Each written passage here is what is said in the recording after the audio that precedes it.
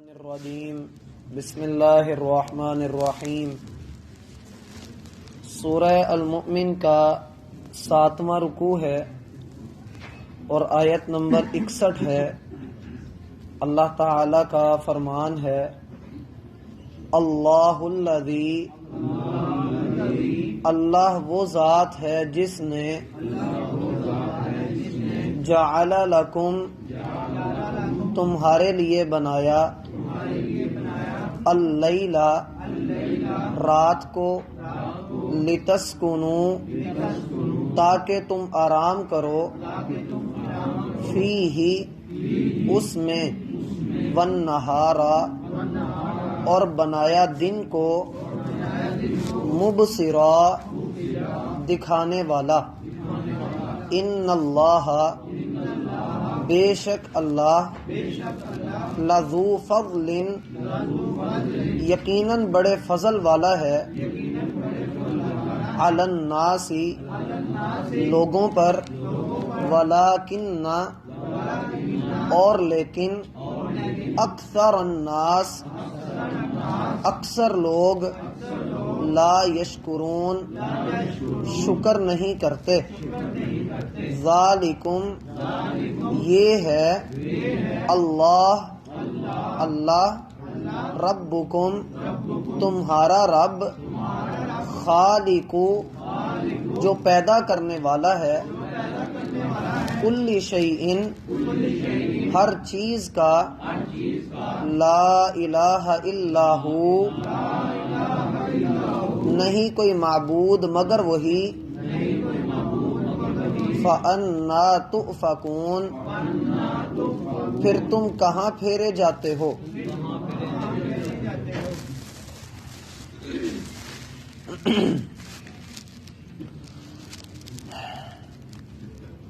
احباب گرامی،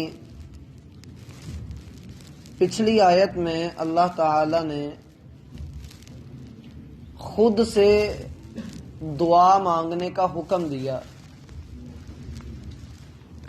اور اس دعا کے مانگنے میں اللہ تعالی نے اس بات کو بھی واضح کر دیا کہ دعا ہی اصل میری عبادت ہے۔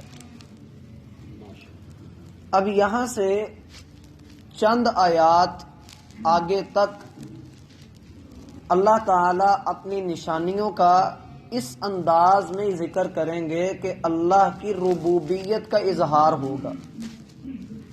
ربوبیت کہ اللہ پالنے والا ہے، پروردگار ہے، اور اس ربوبیت کے ساتھ یہ بات واضح ہوگی کہ اللہ اپنی ربوبیت میں اکیلا ہے، یکتا ہے، کوئی اس کا شریک نہیں ہے۔ اور اس کے ساتھ ساتھ یہ بھی بات واضح ہوگی کہ جو لوگ قیامت کے دن کا انکار کرتے ہیں ان کے لیے اللہ تعالی نے ربوبیت کے ساتھ ساتھ آخرت کے دلائل بھی انہی آیات کے اندر ذکر کرنے ہیں۔ سب سے پہلی بات کہ بندہ اللہ تعالی کے لیے دو چیزیں اگر کر لے تو وہ دنیا میں بھی کامیاب ہے اور آخرت میں بھی کامیاب ہے۔ اول ہے معرفت الہی، اپنے رب کی پہچان حاصل کرنا، اور رب کی پہچان سب سے بڑھ کر اگر کسی نے کروائی ہے تو وہ قرآن و سنت ہے۔ قرآن و سنت کے مطابق ہی ہم اپنے رب کی پہچان، اس کی معرفت، اس کو پہچان سکتے ہیں، اس کو جان سکتے ہیں۔ اس کے علاوہ کوئی دوسرا رستہ نہیں ہے کہ جس کے ذریعے اللہ تک پہنچا جائے، اللہ کو پہچانا جائے۔ اور اللہ کی معرفت میں جب بندہ جانے لگتا ہے، سیکھنے لگتا ہے، علم حاصل کرنے لگتا ہے، تو اس کو پہلی بات یہ کہی جاتی ہے کہ جو باتیں اب تم نے پڑھنی ہیں، سیکھنی ہیں، جاننی ہیں، لا ریب فیہ، اس میں کوئی شک نہیں ہے، اس میں شک نہیں کرنا۔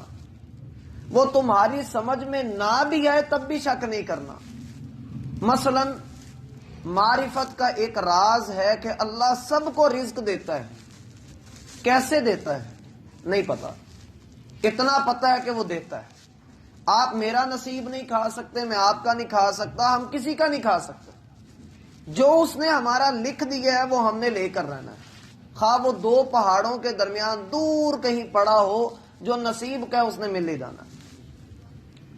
یہ ہے معرفت، اللہ کی پہچان، اس کے تقاضے کیا ہیں، اس کے حقوق کیا ہیں، وہ رب ہمیں کیوں پیدا کرتا ہے، اس نے کس مقصد کے لیے ہمیں پیدا کیے ہے، اس بات کی معرفت رکھنا۔ اللہ کو ایسا بندہ بڑا پسند ہے جو اللہ کو جانتا ہو، اللہ کو پہچانتا ہو۔ ابھی تک ہم نے اس سورت کے اندر جتنے بھی لوگوں کے حالات پڑھے ہیں اور ان کے جرائم پڑھے ہیں، ان کا بنیادی جرم ہی یہ تھا، وہ اپنے رب کی معرفت سے عاری تھے، پہچانتے ہی نہیں تھے۔ ابھی اگلی آیت جو آیت نمبر 63 ہے اس میں بھی یہی آئے گا کہ کیسی ہے یہ بات کہ لوگ اللہ کی آیات میں ہی انکار کر رہے ہیں۔ اور یہاں یجحدون کا لفظ ہے، آیت نمبر 63 کے آخر پر دیکھیے، یجحدون کا لفظ ہے۔ اس کو میں پہلے اس لیے ذکر کر رہا ہوں کہ یہ ہمارے اس موضوع سے تعلق رکھتا ہے۔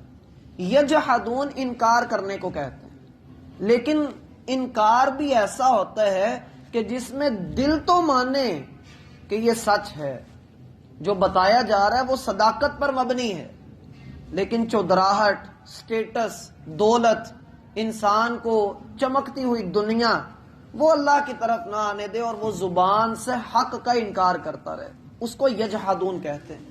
اور یہ بڑی بدترین چیز ہے۔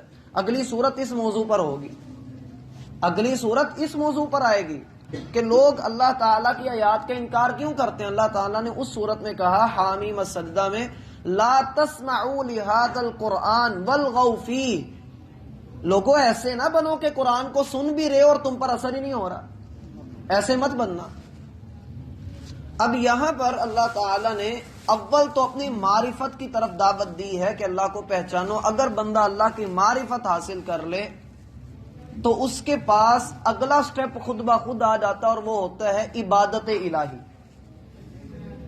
جب کوئی بندہ اپنے رب کو پہچان لیتا ہے، کہہ دیتا ہے کہ ہاں یہ میرا رب ہے، جیسا اللہ نے تعارف کروایا، میں وہ رب ہوں جو سب کا پالنے والا ہے، ساری تعریفیں اس اللہ کے لیے جو تمام جہانوں کا رب ہے، بڑا رحمان ہے، بڑا رحیم ہے، قیامت کے دن کا مالک ہے۔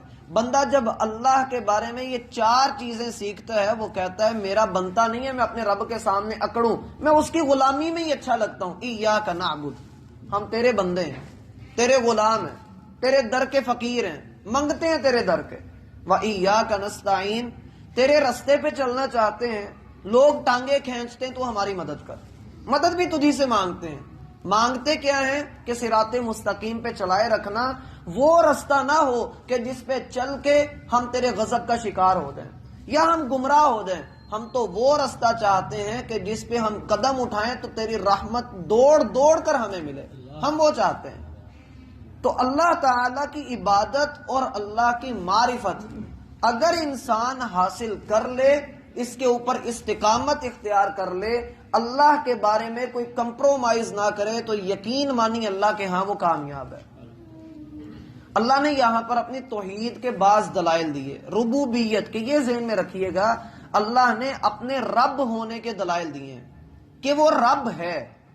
کہا پیچھے یہی لفظ تھا نا، وَقَالَ رَبُّكُمْ، اور کہا تمہارے رب نے۔ اب رب اپنے رب ہونے کے دلائل دے رہا ہے، اور وہ دلائل کیا ہیں؟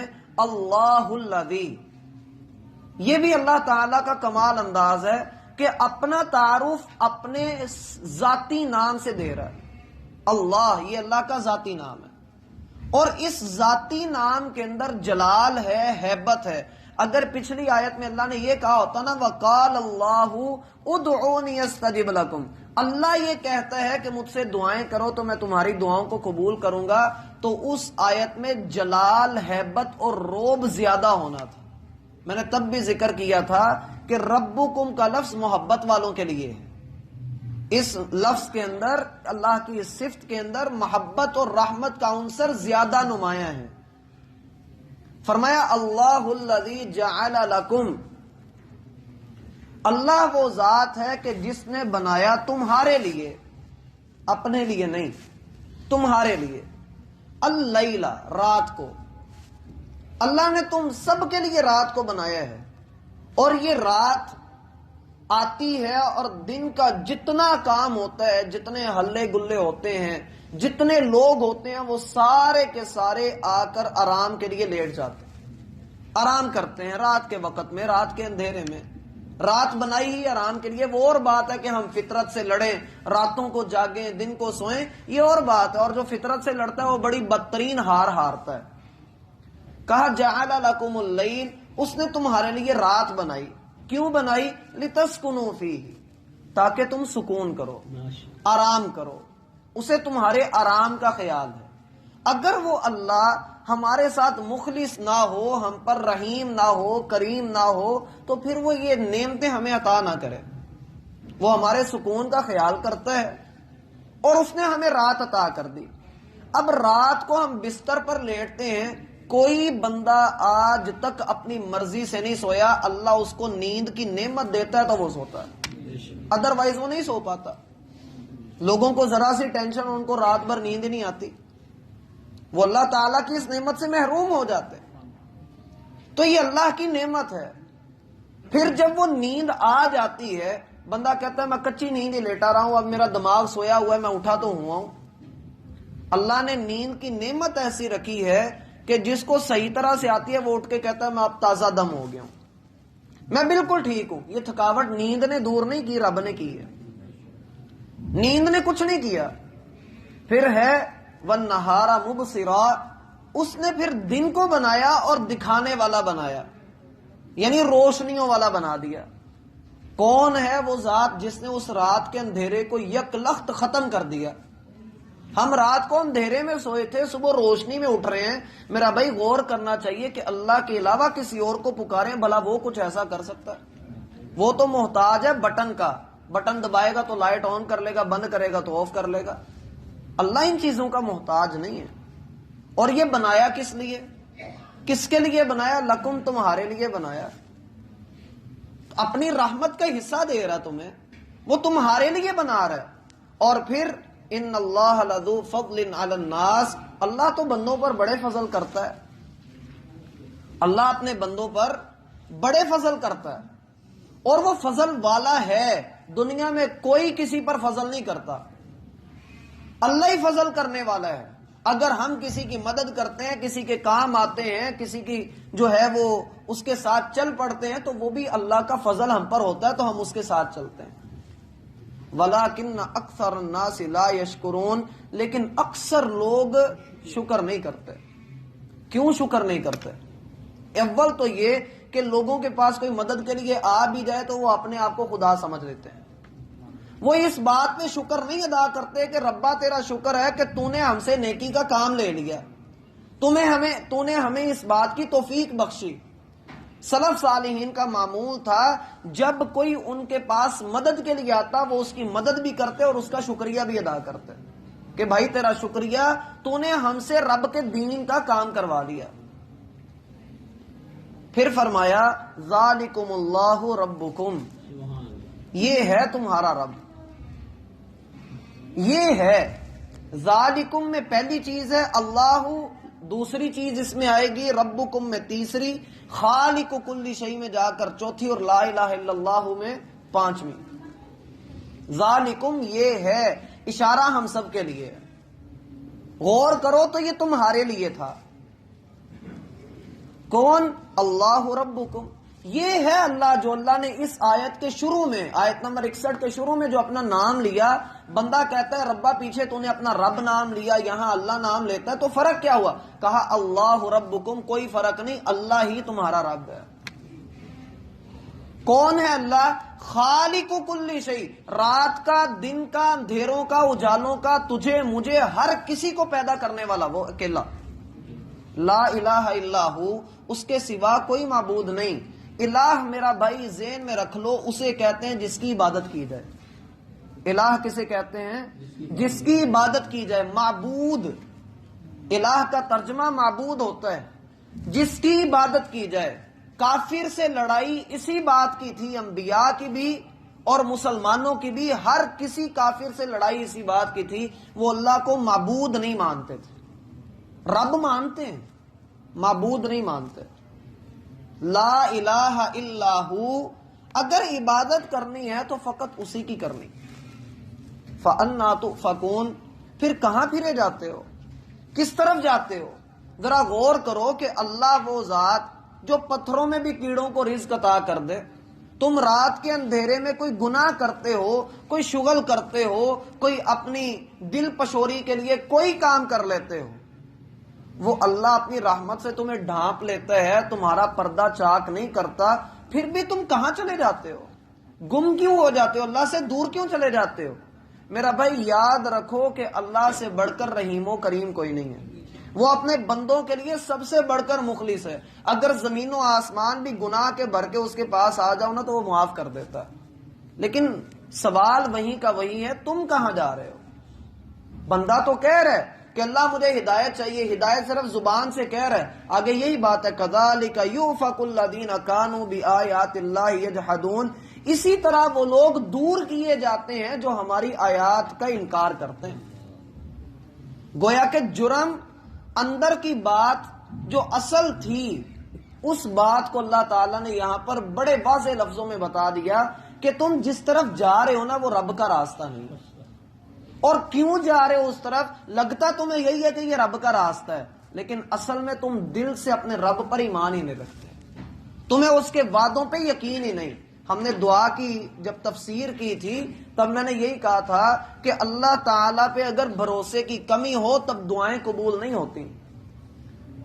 فرمایا یجحدون کہ جو لوگ اللہ کی آیات میں انکار کرتے ہیں، انکار یہ نہیں کہ میں نہیں مانتا، بس دل میں بے یقینی کی کیفیت آ جائے، پتہ نہیں اللہ مدد کرے گا بھی یا نہیں کرے گا، پتہ نہیں ایسا ہوگا یا نہیں ہوگا، چلو میں پھر نا وہ ایک دوسرا رستہ رکھ لیتا ہوں، ساتھ میں سٹپنی ہونی چاہیے، اس کے بعد میں چل پڑوں گا، اگر اللہ نے مدد کر دی تو ٹھیک ہے، نہیں تو یہ سٹپنی تو کام آئے گی. گویا اس کا سٹپنی پر زیادہ بھروسہ ہے.